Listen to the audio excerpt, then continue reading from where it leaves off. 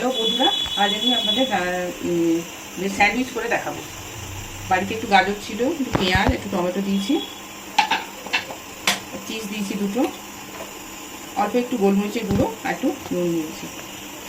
এই দুটো ব্রেড দিলাম, দিয়ে এগুলো যে যার ইচ্ছে মতো আপনার সুবিধা মতো এগুলোকে দিয়ে দেবেন ব্রেডের মধ্যে।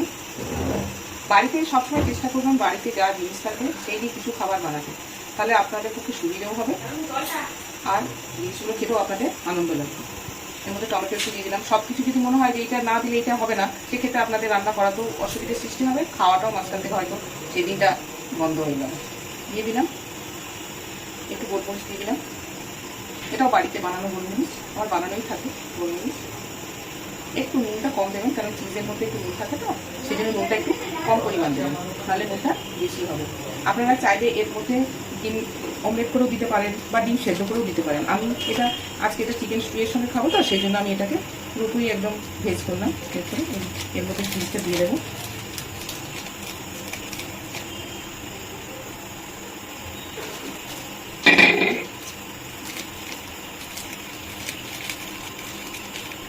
আপনাদের যদি মনে হয় যে চিজ একটু কম দেবে, সেক্ষেত্রেও কোনো অসুবিধা নেই। চিজটা যা খুলতে গিয়ে একটু ভেঙে গেল, কোনো অসুবিধা নেই, এটা দিয়ে দেবেন।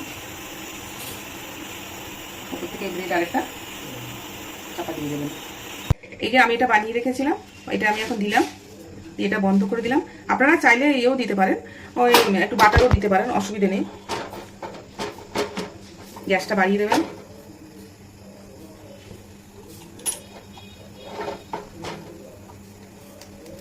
আবার একটু উল্টে দেবেন, এটা খুলে একটু দেখে নেবেন কতটা কি হয়েছে। দরকার হলে তখন আবার এটা আরেকটু করবেন, এপাশ ওপাশ করে নিতে হবে। খেয়াল রাখতে হবে এটা যাতে পুড়ে না যায়, কোনো খাবারই পোড়ানো চলবে না, পুড়লে সেই খাবারটা পুরোপুরি টেস্ট নষ্ট হয়ে যাবে। অলমোস্ট এটা আমার এই সাইডটা হয়ে গেছে, আমি ওই দিকটা দিচ্ছি। এদিকটা খুলে একবার দেখে নেবো, হয়ে গেছে।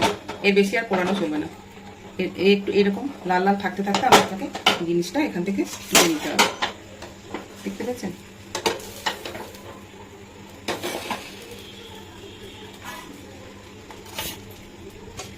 গরম গরম আপনি এটা এমনিও খেতে পারেন, আবার স্যুপের সঙ্গেও এটা খেতে পারেন। Thank you.